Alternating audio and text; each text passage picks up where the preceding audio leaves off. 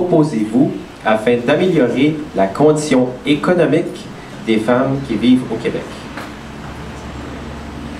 Premièrement, merci Pierre-Étienne et Alex d'avoir mentionné la charte, parce que c'est sûr que c'est quelque chose qui vient nous toucher venant d'une circonscription Brossard-Lapinière où il y a énormément de communautés ethniques. Puis moi, je trouve que c'est vraiment triste d'attaquer ce monde qui sont représentatifs de notre population au Canada. Je reviens à Terre des Hommes, 1967, j'étais là, moi, puis pour moi, je vois encore tous les costumes de toutes les nations, tout le monde, de toutes les religions, tout le monde était les bienvenus.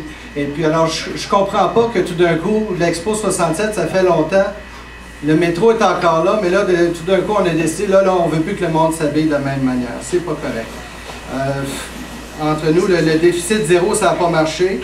Et puis, c'était une idée du Parti québécois, puis je pense que c'est pas une bonne chose.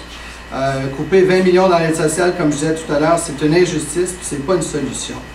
Alors, donc, monsieur le modérateur, vous pouvez prendre la relève. Oui, je rappelle la question si on parle de conditions économiques des femmes. Oui, moi, je crois que pour améliorer la condition des femmes, je pense qu'il faut miser sur l'équité salariale. Surtout dans les postes élevés. Parce qu'il s'est déjà produit quand même certaines mesures intéressantes depuis 2011, mais il faut vraiment aller plus dans les postes élevés où là, c'est vraiment pas régulé encore du tout. C'est vraiment la place où il faut miser surtout. Puis vraiment, je crois qu'il faut aussi vraiment aborder vraiment de manière plus sérieuse la violence faite aux femmes conjugales surtout.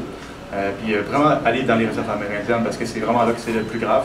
Puis je pense que c'est les deux priorités qu'il faut vraiment avoir, puis avoir des priorités claires pour vraiment commencer par ces deux choses-là qui me semblent les plus importantes.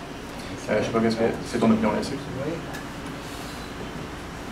Ben, merci beaucoup Pierre-Étienne. Étant donné que je peux te dire que j'ai connu ce que c'était la violence conjugale parce que j'ai été huissier de justice pendant 17 ans de temps.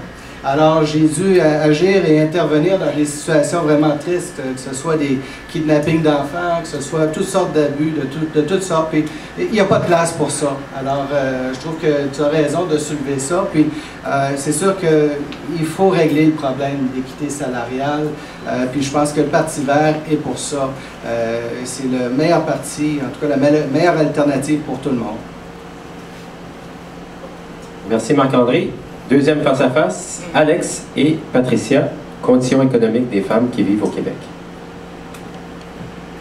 OK, donc, Mme Domingos, dans le dernier débat, je vous ai rapproché d'avoir partagé un texte islamophobique sur votre compte Facebook. Vous avez défendu en disant que vous faites simplement partager ce texte et puis que ça représente pas nécessairement votre opinion. Mais le contenu de ce texte, ça s'attaquait aux femmes musulmanes qui sont des professeurs. Et moi, en étant quelqu'un qui a déjà eu plusieurs professeurs musulmanes qui ont été très bien, je me demande votre position non seulement sur la charte, mais sur l'inclusion de ces femmes au sein de notre société. Je pense que lors du débat précédent, la question est déjà venue et j'ai déjà répondu qu'on avait, pour moi, avoir vécu aussi bien au milieu des musulmans que des orthodoxes, que des catholiques, le débat qui était actuellement sur la place publique était un faux débat. Je ne suis pas d'accord du tout avec ce qui a été proposé. Puis pourquoi je dis en plus que je ne suis pas d'accord, c'est comme si actuellement on nous mettait ça dans les jambes pour supprimer le débat important qui se passe au Québec. Là, tout le monde est parti en fou. D'un côté, de l'autre, il y a des débats dans tous les sens et ça fait monter une puissance destructrice entre les gens alors qu'il y avait des choses bien plus importantes qui auraient pu être faites. On ne peut pas résoudre ça comme ça par un texte qui a été pondu et qui est mis en farce devant tout le monde. Il y a des choses bien dans toutes les religions, il y a des choses bien dans toutes les communautés, il y a des gens méchants partout, il y a des gens qui sont destructeurs, et je pense que c'est plus comme ça qu'il aurait fallu le prendre. Par contre, la question nous disait qu'est-ce qu'on peut faire pour qu'on puisse résoudre le problème économique de la femme. Ben, je pense que déjà, on parle d'élections municipales, puis je vais encore le dire, mesdames, ceux qui sont présents, présentez-vous aux élections municipales, parce que c'est là que commence le débat d'apporter des choses dans une communauté. C'est vrai. Ah, j'ai cru que c'était pour me faire taire. Non, parce que vraiment, pour avoir 2 conseillères à la table, je peux vous dire qu'elles apportent tellement de choses que si vous voulez faire changer quelque chose au niveau des gouvernements, ça commence par la base. Donc, je répète, venez, présentez-vous, incitez des gens à le faire. Et je sais que c'est pas facile parce que vos employeurs, comme moi je le dis, je suis chanceuse de pouvoir me libérer, mais la plupart des employeurs sont des hommes et ne veulent pas qu'on se libère. On n'est pas des chefs d'entreprise, on est moins de chefs d'entreprise, mais il faut continuer la lutte et cette lutte-là nous permettra d'avoir ce que nous désirons, c'est-à-dire une égalité. Donc, êtes-vous pour ou contre le renvoi des femmes musulmanes voilées au sein du service public? J'ai répondu que je ne suis pas contre, que je ne suis pas pour les renvoyer.